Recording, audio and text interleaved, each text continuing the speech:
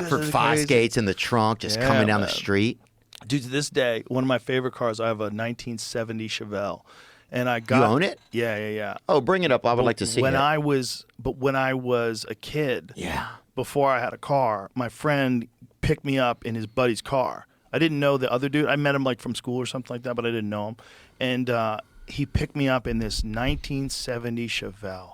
It was black with white stripes, and it was perfect.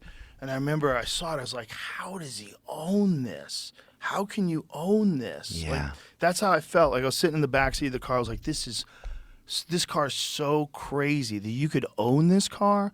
And I remember he ran out of gas, but coasted right into the gas station and stopped the car in front. It was like the coolest thing I'd ever seen in my life. There's nothing better. The guy owned that car somehow. As a 16-year-old boy, I was looking at this car going, how? How did you do this? How did you do this?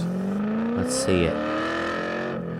No, that's a different car, Jamie. That's my 1970 Barracuda. That's a beautiful. I don't think the 70 Chevelle is on anywhere, but it's a just Google black 70 Chevelle SS white stripes. Dude, there's nothing like that's it.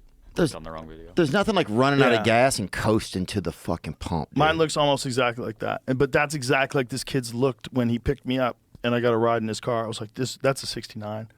That's another amazing car. But that one, the upper one in the middle, that's my actual car. That's my car. Ooh, wow. Yeah. Dude, I love that thing. That's my favorite, I think, out of all of them. I love it so much. It just because it brings me back to that moment when I was a 16-year-old kid and this guy had this car. I was like, how do you have this car? How is this even possible that you have this car? Yeah.